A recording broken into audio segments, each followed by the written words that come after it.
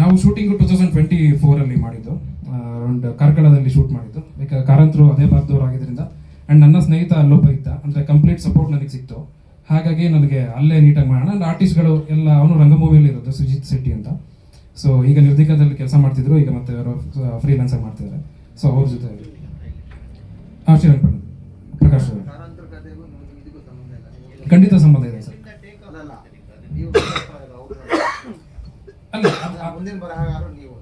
ಹೌದೌದು, screen play ಅಂತ ಹೇಳ್ಬೋದು. ಬೇಸ್ ಶಿವರಾಮ್ ಕಾರಂತರ ಕಥೆ. ಬಿಚ್ಚುಗತ್ತೆ ಬಟ್ ಅಂದ್ರೆ ಈಗೆಲ್ಲರಿಗೂ ಚೋಮನ ದುಡಿ ನೋಡಿರಲ್ಲ ಸರ್, ಕಾದಂಬರಿ ಓದಿರಲ್ಲ. ಸೊ ಹಾಗಾಗಿ ಆ ಸೋಲ್ನ ಕ್ಯಾರಿ ಮಾಡ್ಕೊಂಡು ಬಂದಿದ್ವಿ. ಚೋಮನ ಪಾತ್ರ ಅವಾಗ ಅಲ್ಲಿ ಇಲ್ಲಿ ಬಂದು ಹೋಗ್ತಾ ಇರುತ್ತೆ. ಸೊ ಅದರ ನಡೀತಾ ಹೋಗುತ್ತೆ. ಟ್ರಸ್ಟ್ ಪರ್ಮಿಷನ್ ತೊಗೊಂಡಿದ್ವಿ ಸರ್. ಸಿನಿಮಾ ತೋರಿಸಿ ಫಸ್ಟ್ ಸ್ಕ್ರಿಪ್ಟ್ ಡಿಸ್ಕಸ್ ಮಾಡಿದ್ವಿ. ಆ್ಯಂಡ್ ಅವರು ಸ್ವಲ್ಪ ಆ್ಯಕ್ಷನ್ ಇದೆ ಅದು ಇದು ಅಂತೆಲ್ಲ ಸ್ವಲ್ಪ ಹೇಳಿದ್ರು ಅದಕ್ಕೆ. ಬಟ್ ನಾನು ಈ ಜನ್ರೇಷನ್ಗೆ ಪ್ರೆಸೆಂಟ್ ಮಾಡಬೇಕು ಅಂದರೆ ಆ್ಯಂಡ್ ಜನರನ್ನ ಥಿಯೇಟ್ರಿಗೆ ಕರೆಸಬೇಕು ಅಂದ್ರೆ ನಾನು ಸ್ವಲ್ಪ ಆ್ಯಕ್ಷನ್ ಇಡಲೇಬೇಕಾಗುತ್ತೆ ಅಂತ. ಆ್ಯಂಡ್ ಅದು ಅಂದರೆ ನನಗೆ ಫಸ್ಟ್ ಅನ್ಸಿದ್ದೆಲ್ಲ ಕಾಳ ಅಂದರೆ ಬೇಸಿಕಲಿ ವೈಲೆಂಟ್ ಮೆನ್ ಅಂತ.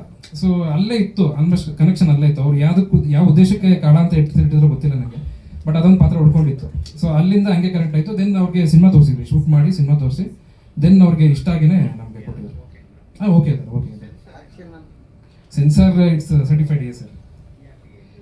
ಅಂದರೆ ಒಂದಷ್ಟು ವೈಲೆನ್ಸ್ ಇದೆ ಅಂತ, ರಕ್ತ ಇದೆ ತುಂಬ, ಫ್ಲಾಶಸ್ ಆಫ್ ಬ್ಲಡ್ ಮತ್ತು ಆ ಥರದ್ದು ಅಂತ. ಅಂದರೆ ಈಗ ರೀಚ್ ಅಂದರೆ ಸರ್, ಈಗ ನಾವು ಈಗ ಬೆಟ್ಟದ ಜೀವ ನೋಡಿದ್ದೀವಿ, ಮುಕ್ಕಜ್ಜೆ ಕನಸುಗಳು ನೋಡಿದ್ವಿ. ರೀಚ್ ಆಗಿದ್ದು ಒಂದಷ್ಟು ಜನಕ್ಕೆ, ಎಷ್ಟೋ ಜನ ನೋಡೇ ಇರಲ್ಲ ಈಗ ಸಿನಿಮಾದನ್ನ. ನಾವು ಕೂಡ ನೋಡಿಲ್ಲ. ಅಂದರೆ ನಾನು ಬೆಟ್ಟದ ಜೀವ ನನ್ನ ಫೇವ್ರೆಟ್ ನಾವೆಲ್, ಅದಕ್ಕೋಸ್ಕರ ನಾನು ಅದನ್ನು ನೋಡಿದ್ದೀನಿ.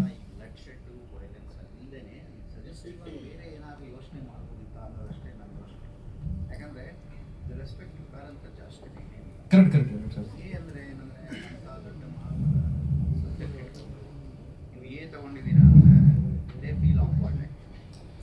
ಅಂದರೆ ಅದು ಗೊತ್ತಿಲ್ಲ ಸರ್. ಅಂದರೆ ನನ್ನ ಈಗ ನಾವು ಎ ರೇಟಿಂಗ್ ತಗೋಬೇಕು ಅಂತ ಉದ್ದೇಶವಾಗಿ ಯಾವತ್ತೂ ಸಿನಿಮಾ ಮಾಡಲ್ಲ ಆಬ್ವಿಯಸ್ಲಿ. ಬಟ್ ಏನಂತಂದರೆ ನನಗೆ ಆ್ಯಕ್ಷನ್ ಮಾಡಬೇಕು ಇಡಬೇಕು ಅಂತ ಫಸ್ಟ್ ಅನಿಸಿದಾಗ, ಇಲ್ಲ ಸರ್ ಹಂಗಲ್ಲ. ಅಂದರೆ ಈಗ ನಾವು ಚೋಮನದುಡಿ ಅಂತ ನಾವು ಪ್ರಚಾರ ಮಾಡ್ತಾ ಇದ್ದೀವಿ, ಪಾಂಪ್ಲೆಟ್ಸ್ ಕೊಡೋದು ಆಗಲಿ ಇಲ್ಲ LED ಆಗಲಿ ಮಾಡೋದಾಗಲಿ, ಚೋಮನದುಡಿ ಅಟ್ಲೀಸ್ಟ್ ಕೇಳ್ತಾ ಇದ್ದಾರೆ. ಅಂದರೆ ಗೊತ್ತಿಲ್ಲದವ್ರು ಅಟ್ಲೀಸ್ಟ್ ಕೇಳ್ತಾ ಇದ್ದಾರೆ. ಅಂದರೆ ಯಾವುದೋ ಒಂದು ಮುಖಾಂತರ ರೀಚ್ ಆಗ್ತಾ ಇದೆ ಅದು. ಆ್ಯಂಡ್ ತುಂಬ ಜನ ನಮ್ಗೆ ಹೇಳಿದ್ರು, ಲೈಕ್ ನಮಗೆ ಇದರಲ್ಲಿ ಸೆಕೆಂಡ್ ಇಯರ್ BSc ನಮಗೆ ಅದು ಇದಿದೆ ಆ ಥರ ಅಂತ ಸಬ್ಜೆಕ್ಟ್ ಇದೆ ಅಂತ. ಅದು ನಮಗೂ ಹೊಸ ವಿಷಯ, ಅದು ನಮಗೂ ಗೊತ್ತಿಲ್ಲ. ಸೊ ಈ ಥರದ್ದು ಅಂದರೆ ರೀಚ್ ಆಗೋದು ಹಂಗೆ ಸರ್. ಈಗ ಸೌಂಡ್ ಇದ್ರೇ ಅದು ನಮಗೆ ರೀಚ್ ಆಗೋದು. ಆ್ಯಂಡ್ ಎ ರೇಟಿಂಗ್ ತಗೋಬೇಕು ಅಂತ ನಾವೇನು ಮಾಡಿಲ್ಲ, ಬಟ್ ಆ್ಯಕ್ಷನ್ ಏನು ಹೊಸದಾಗಿ ಮಾಡ್ಬೋದು ಅಂತ ನಾನು ಪ್ರಯತ್ನ ಪಡೋಕೆ ಹೋದೆ. ಅದು ಅವರಿಗೆ ಅದು ಆ ಥರದ್ದು ಕಂಡಿದೆ. ಅಂದರೆ ಈಗ ನಮ್ದ್ರಲ್ಲಿ ಆಬ್ವಿಯಸ್ಲಿ ಈಗ ಯಶ್ ಸರ್ನ, ದರ್ಶನ್ ಸರ್ನ ಹೊಡೆದ್ರೆ 5 ಜನ ಹಾರ್ತಾರೆ ಅನ್ನೋದು ತೋರಿಸಿದ್ರೆ ಕನ್ವಿನ್ಸ್ ಆಗ್ತಾರೆ, ಬಿಕಾಸ್ ಅವ್ರು ದೊಡ್ಡ ಹೀರೋ. ಅದಲ್ಲ ಸರ್, ಅಂದರೆ ಲೈಕ್ ಎಕ್ಸ್ಪ್ಲೈನ್ ಮಾಡ್ತಾ ಇದ್ದೀನಿ ಅಷ್ಟೇ. And yes one point sir ಏನಂದ್ರೆ, ಇವಾಗ ಮಹಿಷಾಸುರ ಮರ್ದಿನಿ ಚಾಮುಂಡೇಶ್ವರಿ ಕತೆ ತಗೊಂಡ್ರು, ಅಲ್ಲೂ ವೈಲೆನ್ಸ್ ಅಂತ ಬರುತ್ತೆ. ಇವ್ರು ಶುರು ಮಾಡಿದಾಗ ಆ ವರ್ಲ್ಡ್ ಅನ್ನ ತಗೊಂಡಿದ್ದಾರೆ, ಚೋಮನದುಡಿಯ ಪಾತ್ರಗಳ ಆ ಲೋಕವನ್ನ ತಗೊಂಡು ಆ ಪಾತ್ರದ ಇಂಟೆನ್ಸಿಟಿಯನ್ನ ತಗೊಂಡಿದ್ದಾರೆ. ಅಲ್ಲಿ ಕಾಳ ಅನ್ನೋ ಕ್ಯಾರೆಕ್ಟರ್ನ ಇವರು ತುಂಬಾ ರೆಬೆಲಿಯಸ್ ಆಗಿ, ಮತ್ತು ಅಂದ್ರೆ ಚೋಮನ್ ಪಾತ್ರ ತುಂಬಾ ಪ್ರೀತಿಯಿಂದ ದೈನ್ಯತೆಯಿಂದ ಬೇಡ್ಕೊಳ್ಳೋಂಥ ಪಾತ್ರ. ಅದು ದುಡಿ ನೋಡ್ದಾದ್ಮೇಲೆ ಪುಸ್ತಕನೂ ಹೋಗಾದ್ಮೇಲೆ ಓಕೆ, ನಾವು ಇದನ್ನ ಯಾಕೆ ಮಾಡಬಾರ್ದು ಈ ಸಿನಿಮಾನ. ಅದರ ವಿಚಾರಗಳು ತುಂಬ ವಿಚಾರಗಳಿದೆ. ಅದನ್ನು ನಾವು ಇವತ್ತಿನ ದಿನ ಅಂದರೆ ನಾವು ನಮ್ಮ ಥರ ಚೋಮನದುಡಿ ಸರ್ವಕಾಲಕ್ಕೂ ಒಂದು ಅಪ್ಲೈ ಆಗುವಂಥ ಕಥೆ ಅದು. ಅಂದರೆ ಪತ್ರಗಳು ಬೇರೆ ಇರುತ್ತೆ, ಬೇರೆ ಬೇರೆ ರೀತಿಯಲ್ಲಿ ಇರುತ್ತೆ ಅಲ್ಲಿ ನಡೆದಂಥ ವಿಚಾರಗಳು, ಬಟ್ ಅದು ಇವತ್ತಿಗೂ ರಿಲೇಟಬಲ್ ಆಗಿರುತ್ತೆ. ಅದನ್ನು ನಾವು ಹೇಗೆ ಮಾಡ್ಬೋದು. ಅಲ್ಲಿ ಚೋಮ ಕೊನೆಗಾಲದವರೆಗೂ ಅವನು ಕಾಡಿ ಬೇಡಿ ಕೊನೆಗೆ ಏನೂ ಸಿಗಲಿಲ್ಲ, ಅವನಿಗೆ ಸಿಗದೆ ಹಂಗೆ ಸಾಯ್ತಾನೆ ಅವನು. ಆದರೆ ಅವನ ಮಗ ಜನ್ರೇಷನ್ ಚೇಂಜ್ ಆಗಿರುತ್ತೆ. ಅಪ್ಪನ ಒಂದು ವಿಚಾರಗಳು ಅವನ ತಲೆಯಲ್ಲಿ ಇದ್ದಾಗ ಅವನು ಯಾವ ರೀತಿ ಅವನು ಫೈಟ್ ಬ್ಯಾಕ್ ಮಾಡ್ಬೋದು, ಅವನು ಯಾವ ರೀತಿ ಅವ್ನು ನಿಂತ್ಕೋಬೋದು, ಅವನ ಹೋರಾಟ ಯಾವ ರೀತಿ ಇರ್ಬೋದು ಅನ್ನೋ ವಿಚಾರನ ನಾವು ಇಟ್ಕೊಂಡು ಮುಂದೆ ಮಾಡಿದ್ದೀವಿ. ನಮ್ಮ ಸಿನಿಮಾದ ಇದು ಬಂತು ಅಂತ ಹೇಳಿದ್ರೆ, ಬೆಳ್ಳಿ ಮತ್ತು ಕಾಳ ಈ 2 ಪಾತ್ರಗಳು ಹೇಗೆ ತನ್ನ ಅಪ್ಪನ ಆಸೆನ ಪೂರೈಸ್ತಾರ ಇಲ್ವಾ ಅನ್ನೋದೇ. ಶಿವರಾಮ್ ಕಾರಂತರ ಸೋಲನ್ನು ಇಟ್ಕೊಂಡು ನಾವು ಮುಂದಕ್ಕೆ ತಗೊಂಡೋಗಿವಿ ಈ 2 ಪಾತ್ರನ ಇಟ್ಕೊಂಡು.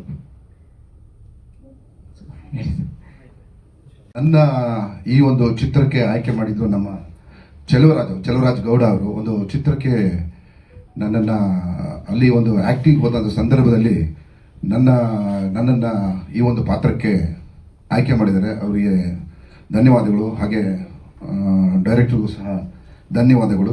ಒಂದು ಅದ್ಭುತ. ಈಗ 1975ರಲ್ಲಿ ಏನು ಒಂದು ಕೃತಿ ಇತ್ತು, BV ಕಾರಂತರು ನಿರ್ದೇಶನ ಮಾಡಿದ್ರು ಈ ಒಂದು ಚೋಮನ ದುಡಿ.